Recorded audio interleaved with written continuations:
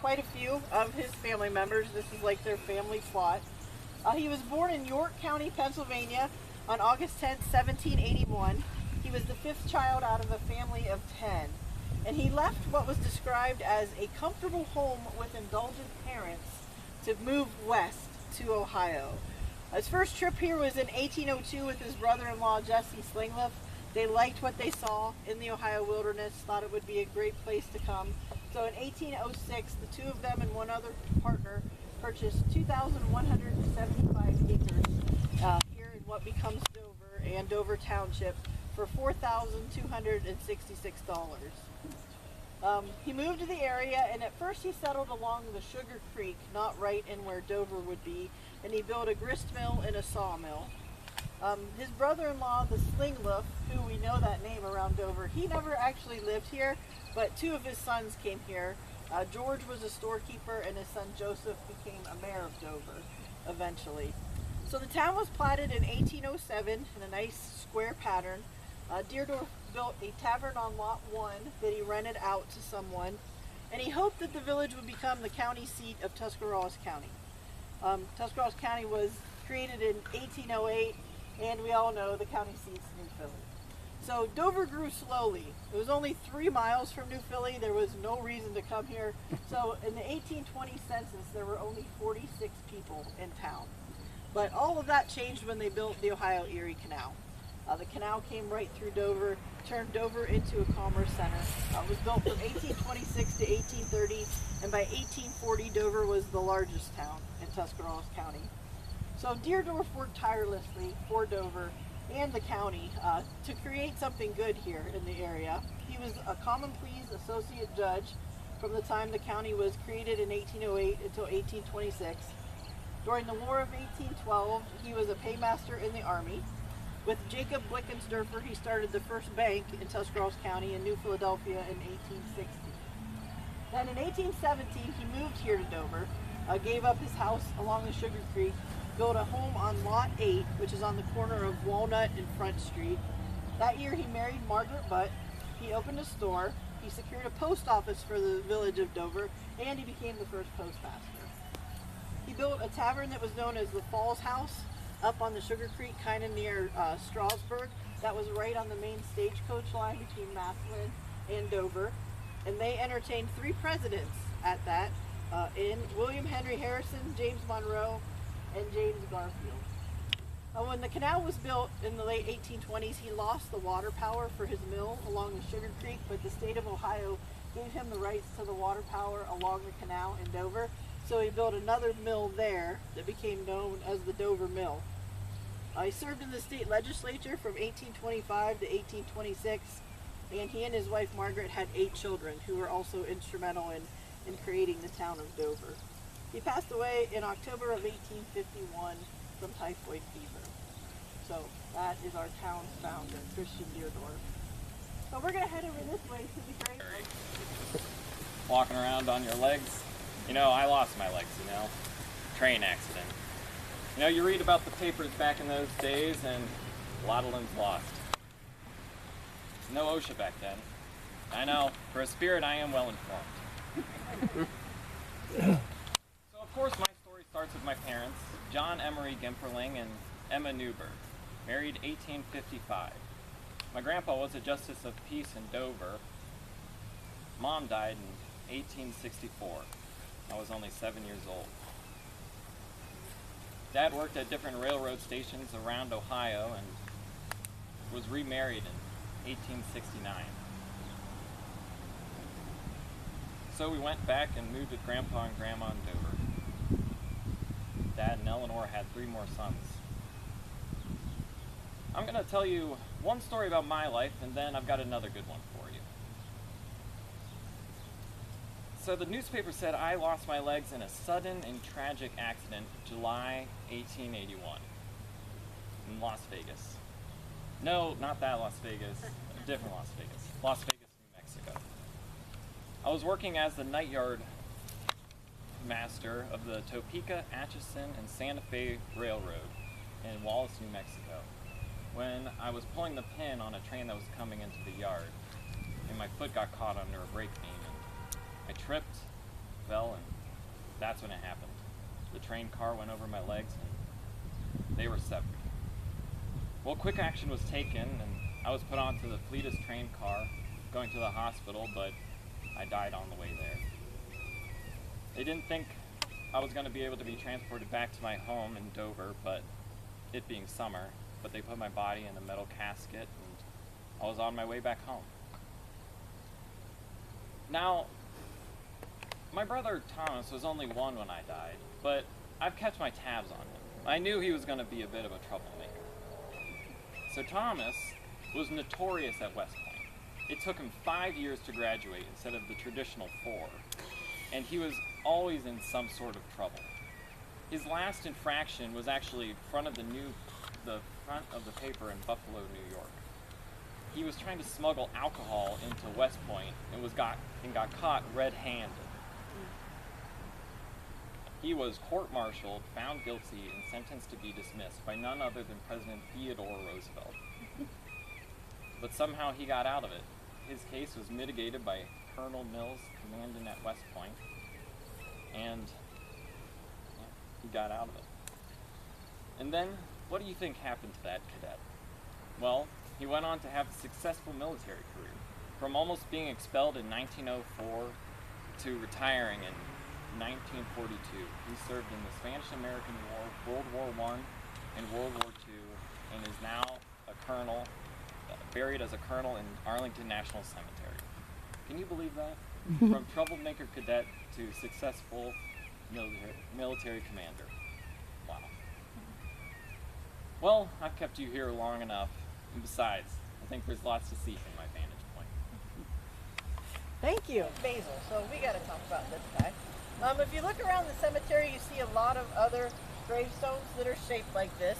The obelisk was very popular, was an Egyptian symbol and said to be a ray of sun brought down from the sun god Ra. So it's reaching up towards the heavens. Also in the hopes, these ones were stately cemetery markers, and they were also somewhat cheaper than the really large marble or granite markers that you can get. Dorsal Downey was born in 1814 in Maryland to William and Cordelia Downey, and his grandfather John served in the Revolutionary War. He lived in Newmarket, Frederick County, Maryland until 1846 when he came to Dover, where he owned a farm. And according to the 1840 census in Maryland, he was the owner of 10 slaves. So when he moved to Ohio, he gave those slaves to his brother with the stipulation that they eventually be set free. When he came here, he did bring 2 young colored girls with him. Their names were Anne and Amanda Wineberry, and they are listed in the 1850 census of Tuscarawas County of living with the Downey family. But before the start of the Civil War, the rest of her family who was back in Maryland were set free, and 3 of the Wineberry girls and brothers served in the United States Colored Troops during the American Civil War. Basil had 6 living children. When he passed away in 1861, 4 of them were with his first wife Lydia, and then 2 with his second wife Elizabeth. Basil, both his wives, and his daughter Ida are all listed here on this gravestone as being buried here in the 4th Street Cemetery. He had a son whose name was also Basil Dorsey Downey. He moved to New Philly in 1879 and was in the hotel and livery business. He served as county coroner and was president of the Tuscarawas County Agricultural Society for many years. And he owned the land on Walnut Street that had a large house on it. It was purchased in the late 1870s by the Dover City Schools, and that's where Oak Grove School was built and where Dover High School still sits today on the land that was owned by the Downey family. Amanda Wineberry, the young colored girl who came to live with them here in Ohio, had an interesting life. There were often stories in the newspaper about her.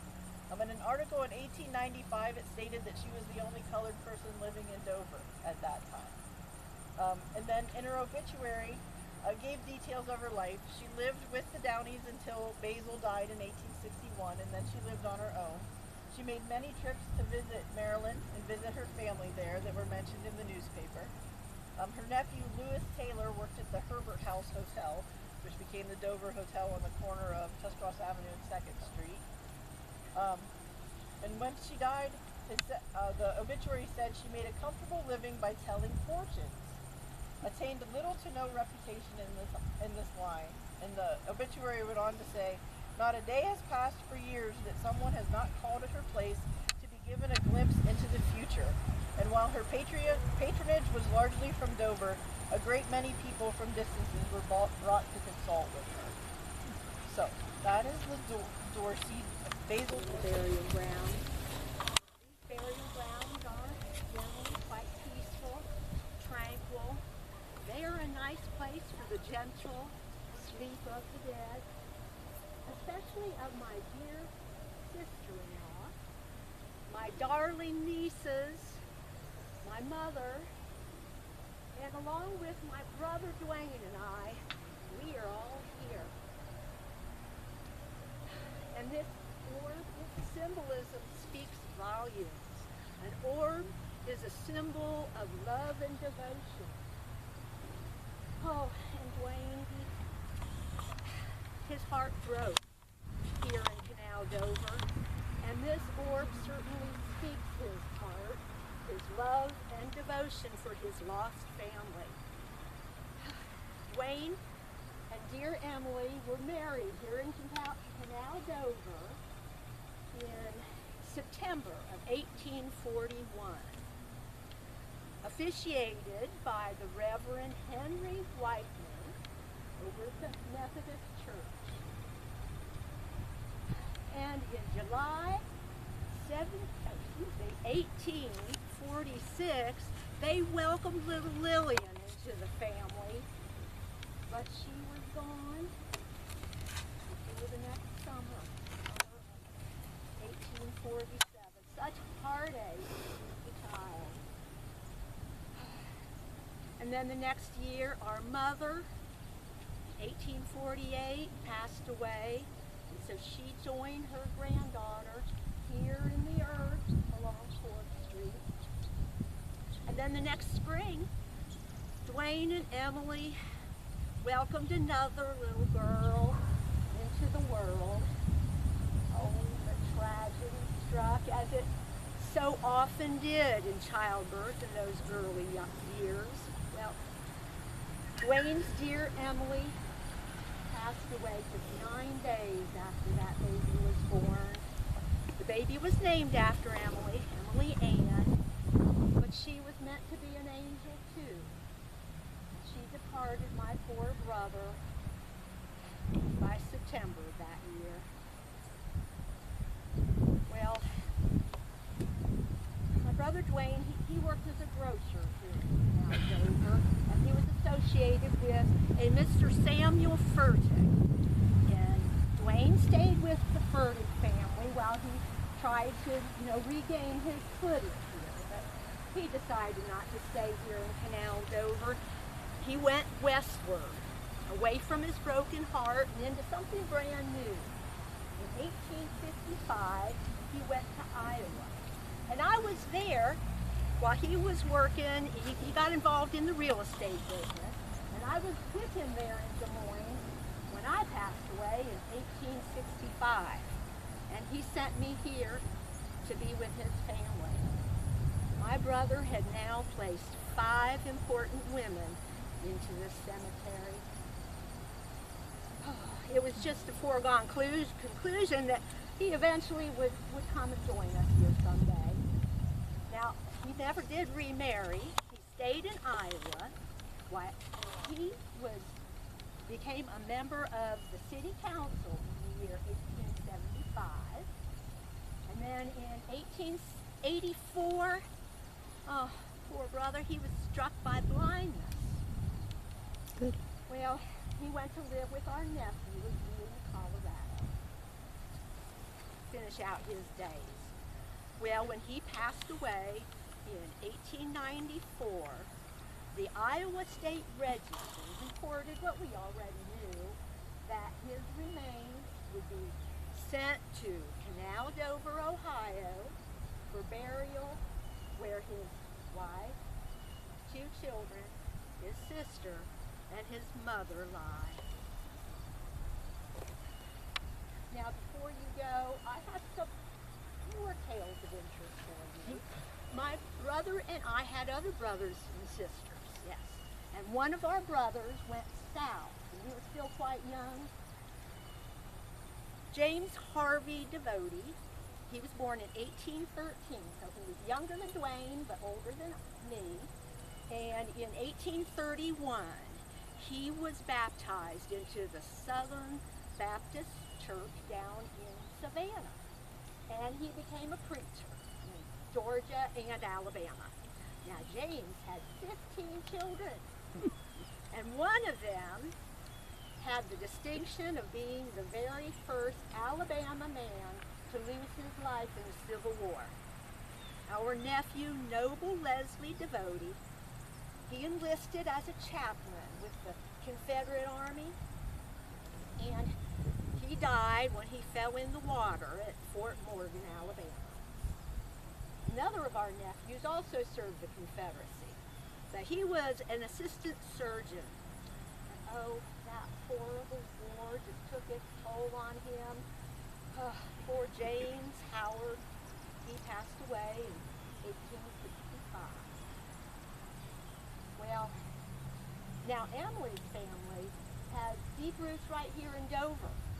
Her nephew, William W. Scott, he became quite well known in these parts as a newspaper man. He operated the Iron Valley Reporter for many years from the northwest corner of the square there.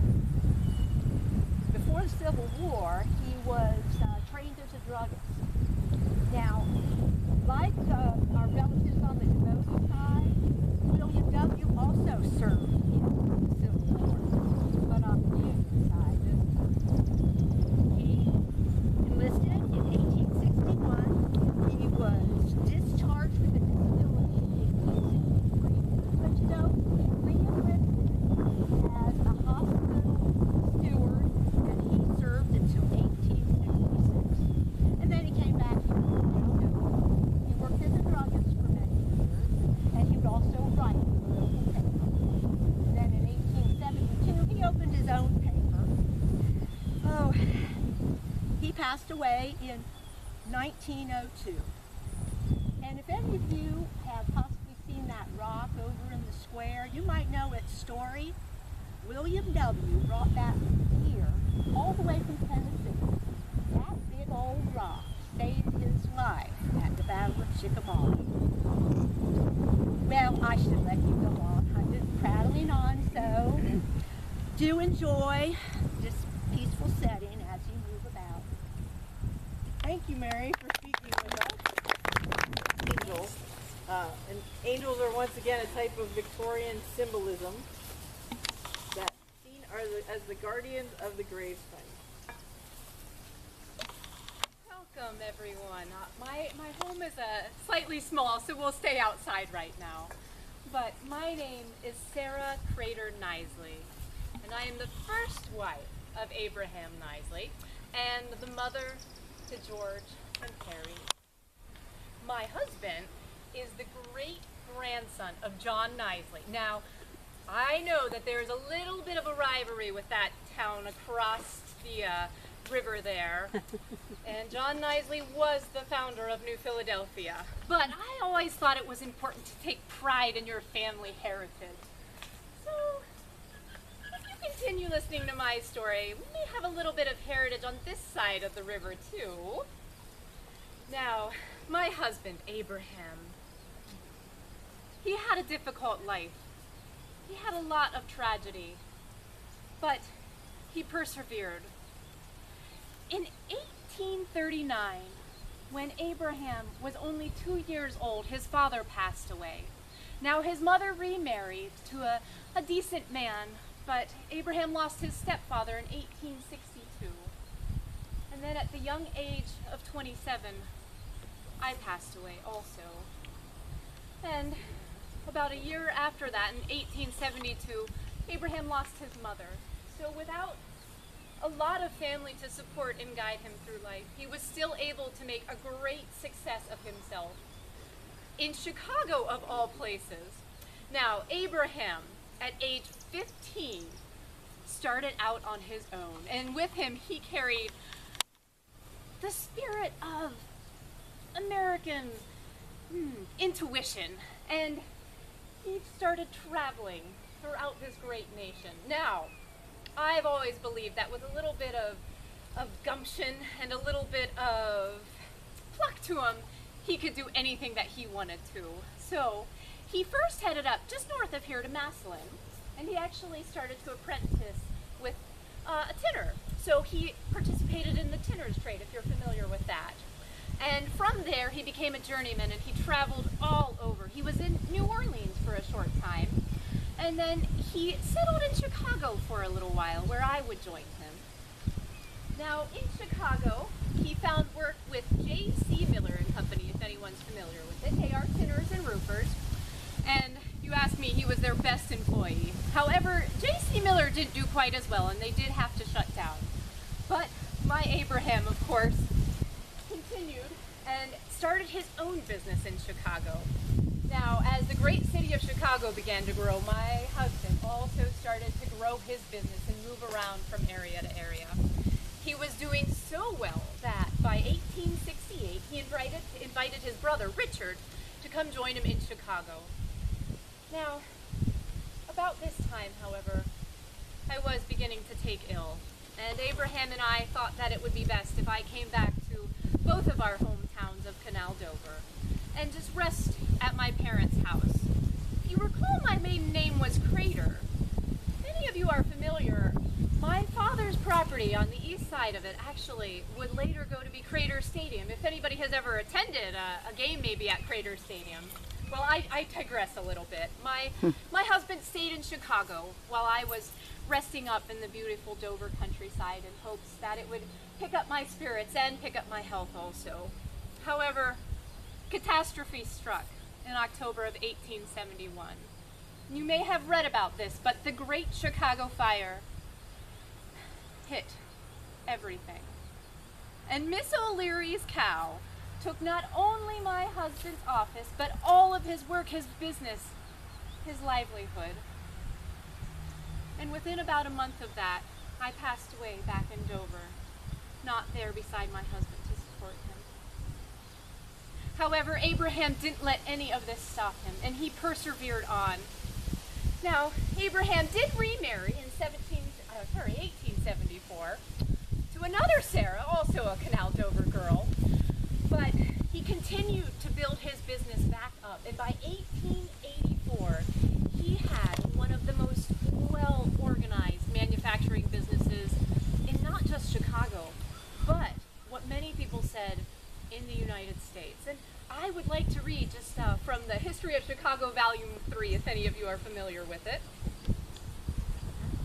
They actually said of my Abe's business that they are now, being A. Knisley and Company, for my husband of course, they are now the largest contractors in their lines, not only in the city, but anywhere in the West. Abraham went on and continued to build up his business more and more. By 1888, he returned back to Dover, where he found a resting place with me here in our home. Thank you guys very much for coming to visit us. Thank you, Sarah. This one isn't very impressive. This is the grave of Valentine Shellis. He was a Civil War veteran, and this is a military marker that they use for veterans. So these are very similar to the ones that you would see in Arlington Cemetery, and you can see there are a few more here right near Valentine. He was born in 1839 in Bavaria and came to the United States on the boat the Advance in December 1854 with his parents Philip and Margareta and his brothers Jacob, Frederick, and Johann. So Valentine and his brother Frederick both served in the 31st Ohio in Company F. Their brother Johann also fought for the Union Army, but for reasons unknown, their brother Jacob fought for the Confederate Army during the war. He served for 4 years, was in 16 battles, including the Siege of Vicksburg in the summer of 1863. And in his obituary in the Canton Repository, it said that Valentine was a survivor of the Sultana tragedy. So the Sultana was a steamboat that went up and down the Mississippi River. At the end of the war, it was bringing soldiers back north. It had a passenger capacity of 376 people, but the captain got greedy. There were all kinds of prisoners of war trying to come back home north. There were all kinds of men in the army just trying to get home. So at Vicksburg, Mississippi, the captain let 2,137 passengers on board the boat, of a boat with a capacity again of 376 people. The overload caused the boat to shift in funny ways, so the waters in the boilers did not stay consistent. They gained pressure and caused excess steam. They stopped at Memphis and took off 300,000 pounds of sugar, and that made the boat shift in even more different ways. So as they started out from Memphis, they got a few miles above there, and 3 of the 4 boilers exploded. So people died in the explosion. After the explosion, the steam stacks fell over, so more people were killed or crushed or trapped by the falling steam stacks. And then a fire started, and the boat caught on fire. So many of the passengers were trapped, they were burned. It was April, so the Mississippi River wasn't really very warm. The current was strong at that time of year, but their only recourse was pretty much to jump into the river. Them having been emaciated prisoners of war, men who had just gone through 4 years of war, they had a hard time surviving in the river, and many of them died. Overall, there was 1,169 deaths from the disaster, but Valentine Shellis was one of the survivors. He went on to get married to Catherine Mann in 1865. She had an infant daughter and died in 1866. Yet another story of childbirth and a death during that time. He then married another woman named Catherine Klein in 1867, and they ended up having 7 children. Valentine was a local worker in the brickyards here in Tuscarawas County after the war, and he died in 1928. So we'll head on over to our next stop. Goodness. I try not to interact with the living when I'm visiting the graveyard. I'm Phoebe Kirch. You may recognize my last name. There are still Kirches around, though not my direct relatives. I'm here at the cemetery with my husband, Louis. He suffered a tragic death in 1877, and I followed him to the grave only a few years later. He was so young, only 26, so fun and full of life. He and his friends, 6 of them altogether, decided that the beautiful April day was perfect for fishing. They knew the best spot too, down by the river. They thought they would have great luck, though their luck was not so great for Louis and his friend Valentine Boyer.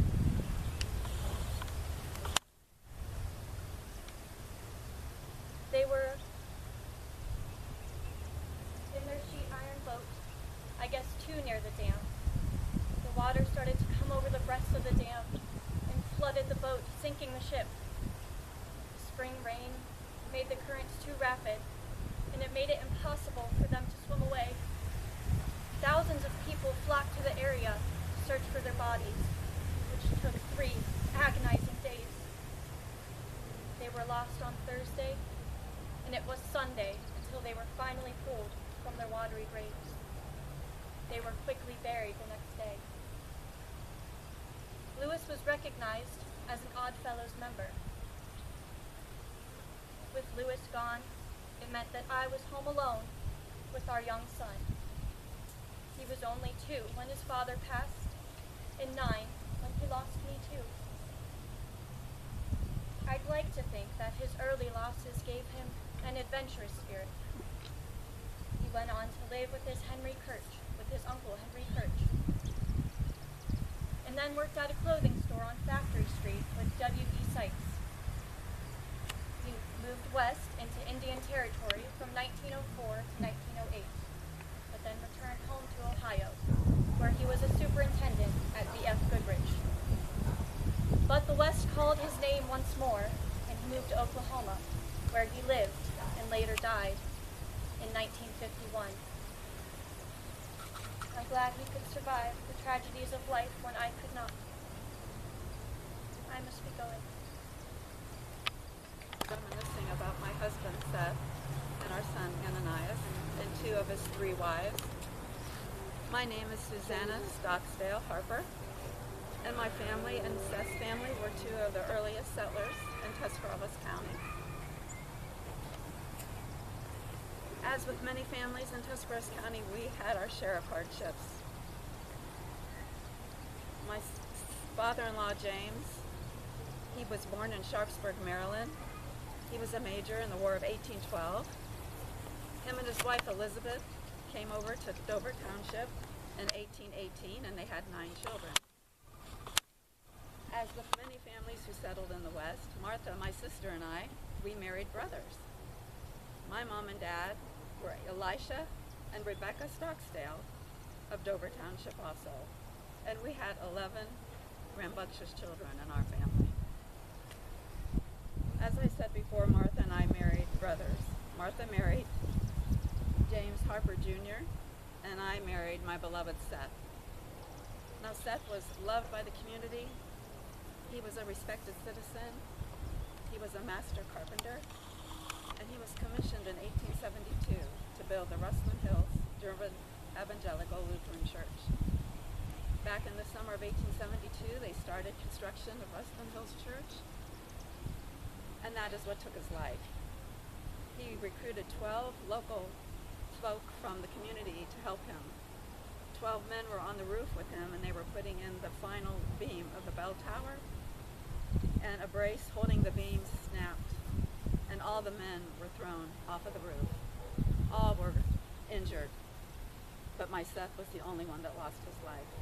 He was straddling a pike pole, and the beam hit the pike pole, catapulted him up into the air, where his head hit a rafter of the church, and he was thrown violently to the ground. They tell me that he lived for an hour and never regained consciousness. Construction is what took my husband's life, even though in life he loved what he was doing. There's newspaper articles all around that says that he was responsible for framing some of the largest buildings in Tuscarawas County, and he's remembered to this day to being such a fine craftsman. Our son Ananias, he had hard times too. He married Carrie, and several years later, she passed away. He then remarried Clara May Kreitz. They had 4 children. He worked for her father in a lumber business, but miraculously, he survived a bout with typhoid fever. However, that wife died in 1898. 2 of their children passed away before Ananias passed away also. Then Ananias found Mary Camp. He remarried her. They had 2 children, but the youngest Luther died on Christmas Day of the Croup in 1905.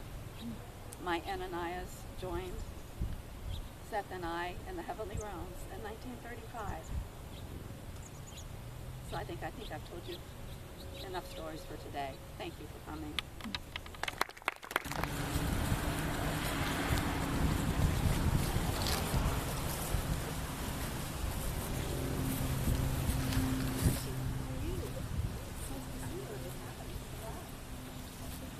So this is the final resting place of Simpson Harmont. He was born in Chambersburg, Pennsylvania in April of 1825. Came to Tuscarawas County in 1836 when he was about 11 years old, and he died here in 1891. The book, The Portrait and Biographical Record of Tuscarawas County, states about Simpson and other men like him. Tuscarawas County was and is the home of quite a number of men who were thrown upon their own resources at an early age and whose natural aptness and energy were developed and strengthened by contact with the world, resulting in making their lives more than ordinarily successful in worldly prosperity and in winning respect. So Simpson Harmont was one of those people here in the county. His first job was as a clerk in the store of Jesse Deardorff and Edmund Burnett. He considered Edmund his first teacher, who hired him at the age of 16 and taught him the ropes of running a dry goods store. He was appointed toll collector on the Ohio Canal from 1849 to 1853. Dover was the only place in Tuscarawas County that had a toll booth along the canal. That was one of the things that helped make it prosperous, was that all the boats had to stop here in town as they were traveling up and down the canal. In 1853, Simpson was elected treasurer of Tuscarawas County. He worked in Bolivar as a merchant for a time, and then he came back to Dover with a larger store, and he also was involved in building a flour mill here in town. During the Civil War, he was commissioned a colonel in the 2nd Regiment of Ohio Militia, and he served as the state senator for the 18th District of Ohio in 1868. After his stint in Columbus, he returned to New Philadelphia and went into a business with Wesley Welty in another mercantile store. He served on the board of the Ohio State Board of Agriculture. He was president of the New Philly School Board, and he served as president of the Tuscarawas County Agricultural Society. His biography says he was admitted to the bar in 1872, but he didn't like practicing law. He was married 2 times. In 1858, he married Isabella Noble of Stark County, and they had 3 daughters, Elizabeth, Isabella, and Anna. Anna died in infancy. His first wife died in 1863, and then he married his second wife, Julia Card. They were married in 1878 in Cuyahoga County, and he had 3 children with her, Helen, Janet, and William Card Harmont. In 1882, the Tuscarawas County Children's Home was established, and he served as the first superintendent of the children's home until his death. He was assisted by his wife and his 2 daughters. The home started out small, bringing in children in need, but by the time he died, there were over 100 children who lived in the children's home. 3 weeks before his death, Simpson Harmont went off. 2 of the young boys had escaped, and he went off to find them. The story said he did not grab his coat or a lap robe when he went out. He did find the children, but he had caught a chill on his journey to try to find them. His condition continually got worse and worse, and then about 3 weeks after that, he passed away. At his death, his 2 daughters and his wife continued to run the children's home. Speaking of family, and then his wife Julia went to live with her daughter in the Pittsburgh area at that time. So I mentioned that Harmont worked for Edmund Burnett, and he called him his greatest teacher on how to be successful with the store. So we're going to head over that way to the grave of Edmund Burnett. Edmund Burnett, his name is associated with tons of the businesses and industries of early canal Dover. He was born in 1814 in Connecticut, and he died in February of 1888. He arrived here in Tuscarawas County in 1836, where he taught school for 6 months, and then he engaged himself in the business world. He formed a partnership with Judge Deardorff and C. Ritter in a general stock of goods, so a dry goods store. Judge Deardorff left the partnership, and John Sterling joined it, and at that time they began to sell liquor. And Burnett didn't like that, so he left the partnership in 1842. He worked for 3 years as a salesman, and then he established his own firm in 1845 in the mercantile business.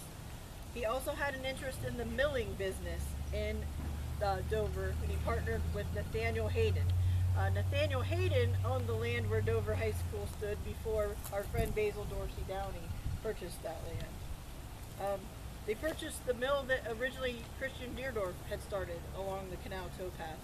They bought it in 1851, was destroyed by fire in 1858, and so he went into other businesses at that point in time.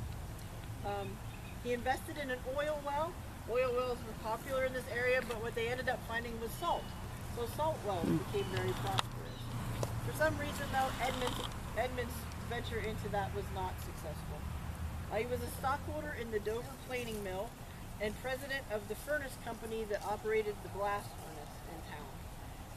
With having the blast furnace in town, he also became president of the Dover rolling mill, which the Dover rolling mill was started in 1867, and that is what Jeremiah Reeves came to town and purchased in 1883.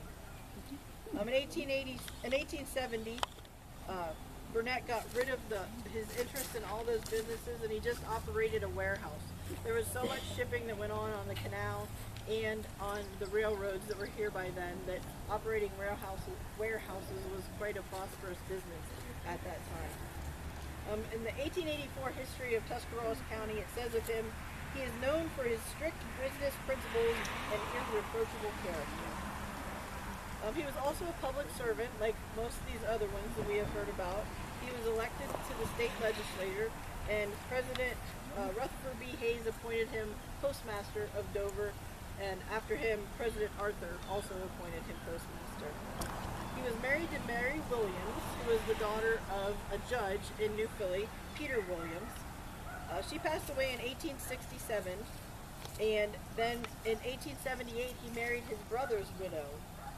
There's an article in the Ohio Democrat of Edmund Burnett marrying Augusta Burnett in Buffalo, New York, stating, "Though on the shady side of life, he is still hale and hearty, with the prospect of many happy years in the future.